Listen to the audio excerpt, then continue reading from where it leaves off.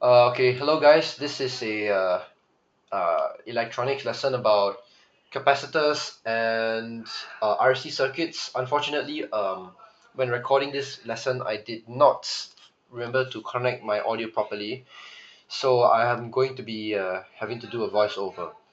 So, capacitors. There are two kinds of flavors you need to know. Uh, Non-polarized, which is what I'm drawing right now, and polarized capacitors. I'm gonna wait for myself to get there so I don't bro draw the capacitor. Okay, there we go. Yeah, so non-polarized capacitors, which is the two parallel lines, and polarized capacitors. So these two different capacitors have different properties, but let me tell you what a capacitor generally does.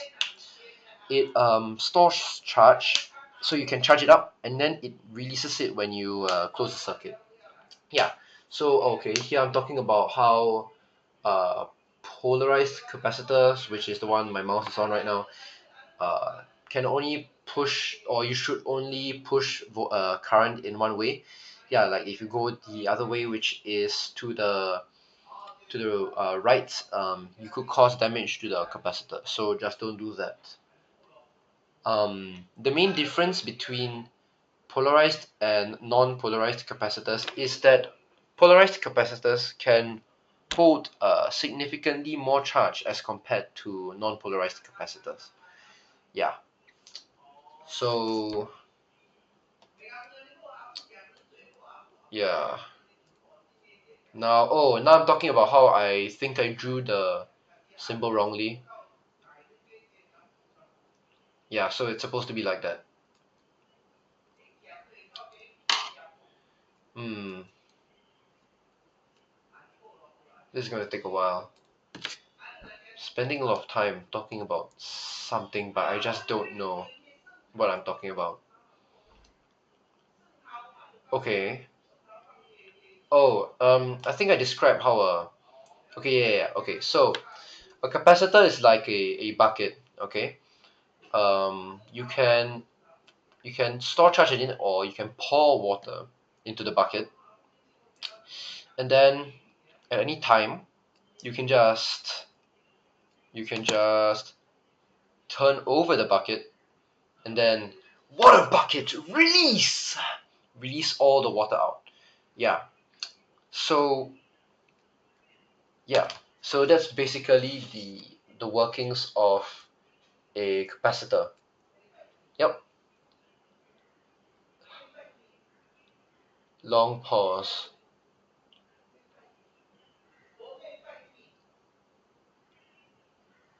What could I possibly be talking about now?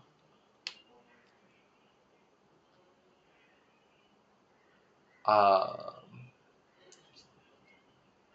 okay.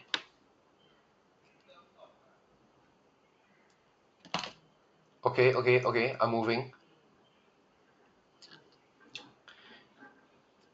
Alright, yes. Oh, okay. There's one formula you need to know for capacitors, and that is C, which stands for capacitance, is equals to Q over T, over V. Sorry, Q over V. So to give you context about Q, another equation for amperes, which is I, is equals to Q over T. Nice. So yeah, that's the only equation you need to know. C is equals to Q over V.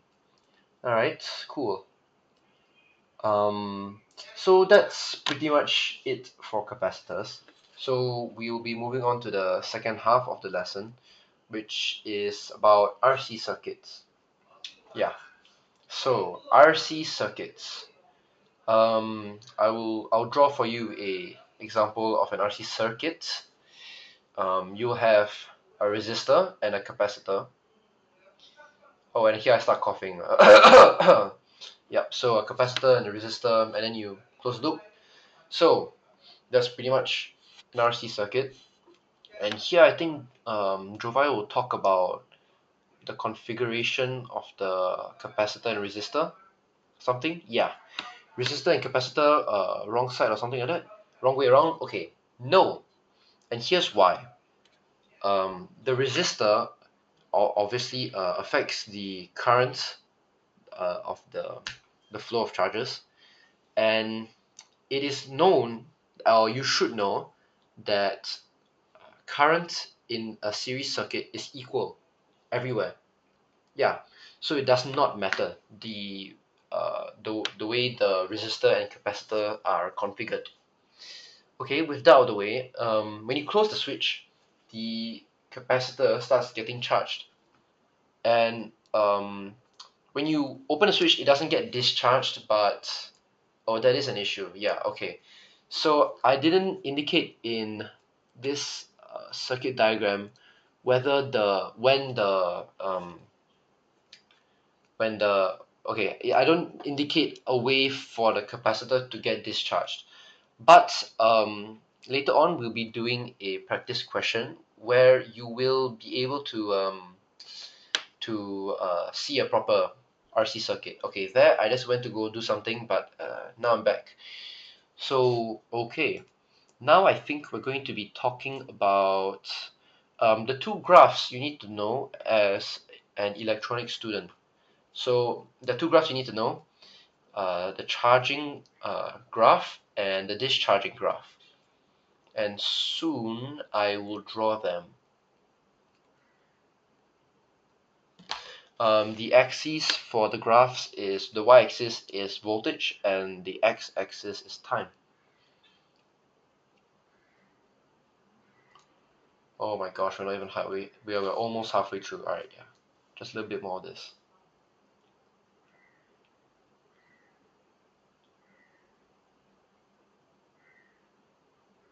Okay, draw the graphs, man. All right, yes. So that will be the charging graph. That will be the discharging graph. Okay, here I draw the charging graph wrong, and later I will be changing it. I'll just letting you know first.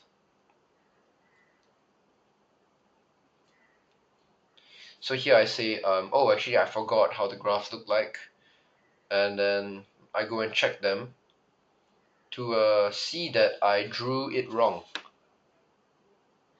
And also Jovai told me that I did it wrong. Yeah.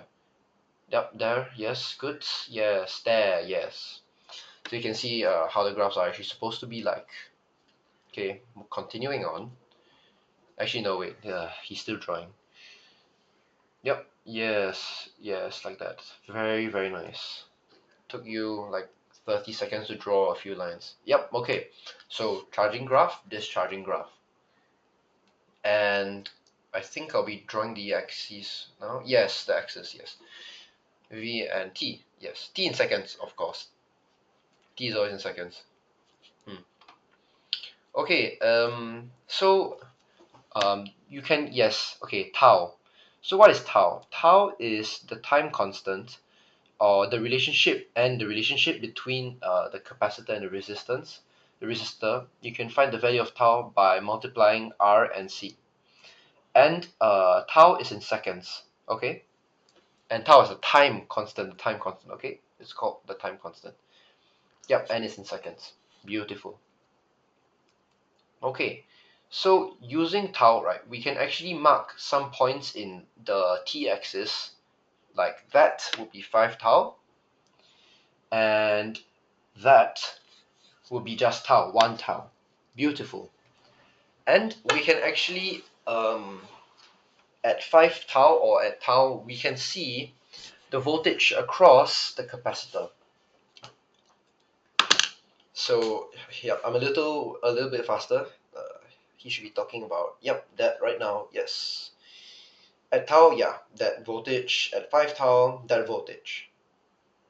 So it's actually known that for tau and 5 tau, the voltage is actually a certain constant number-ish. Yeah. So for 1 tau, when charging the capacitor, the voltage across the capacitor would be 2/3 the applied voltage. So yep, that's V, yes. Be 2/3 the applied voltage. And for 5 tau, the voltage across the capacitor would be 99.3 percent of the applied voltage. Like so. Yeah.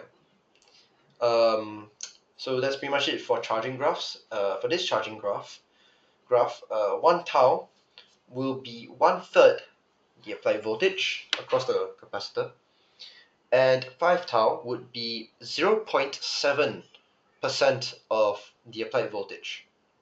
Yeah. So this will not be provided in exam. You're gonna have to memorize this. Sorry, man. But yeah.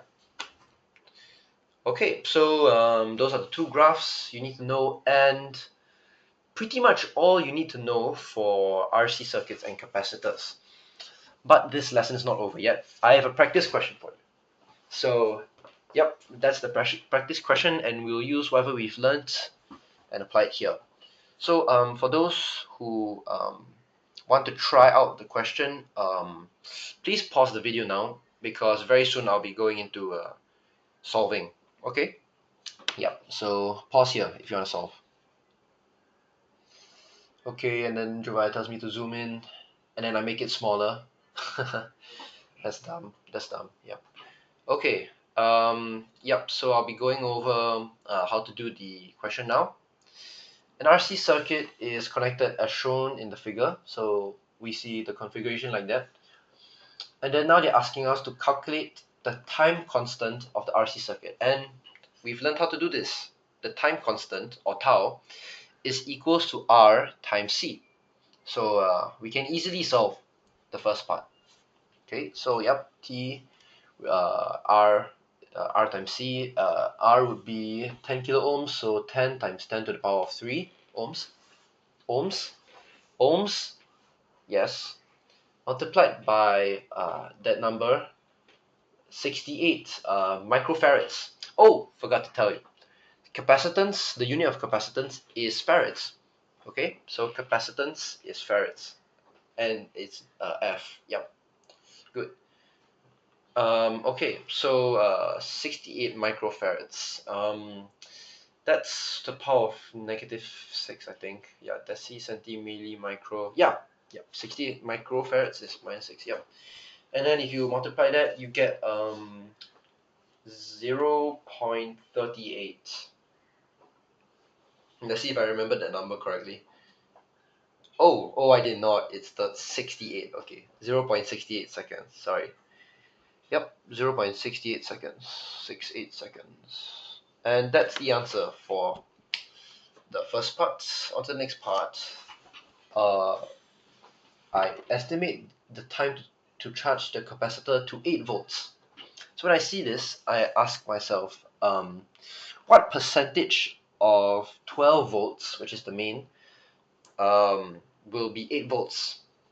And we can actually calculate this into a fraction. So we can simply go ahead and... Why are you spinning your pen, bro? Right. Yep. Okay, yes. We can simply calculate this by taking 8 volts divided by 12 volts. And bro needs to press his calculator. And this will get 2/3. Okay, and then Jovi says something stupid that I don't understand. And yes, and then that will get 2/3. Yeah. So we need to know when the voltage across the capacitor will be 2/3 of 12. And we know this because I don't know if I'm gonna scroll up here, but this is when tau is the time passed is 5 tau.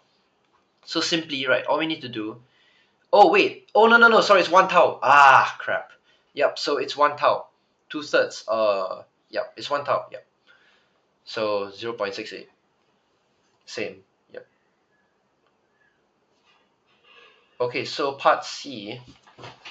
Can't really see. Oh, estimate the time to fully charge the capacitor. Okay. So when you hear fully, you think 100%, right?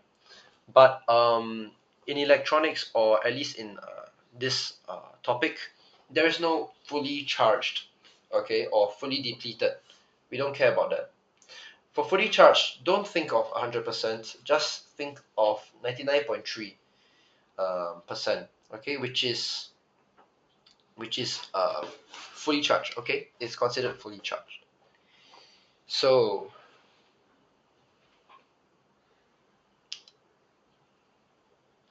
yep, 99.3. So let's first, so we need to find when the voltage across the capacitor will be 99.3% of the applied voltage, and we know that that is simply 5 tau, as seen from previously. So 5 tau would just be 5 times 0.68, and then this becomes a pressing of the calculator exercise. And from this we get 3.6, 3.4 seconds. 3.4 seconds. So if you've done the question and you've got all these numbers, you're right. Good job. Okay, so this is pretty much everything you need to know for about capacitors and RC circuits to pass the exams. I mean to solve capacitor and RC circuit questions. So bye bye.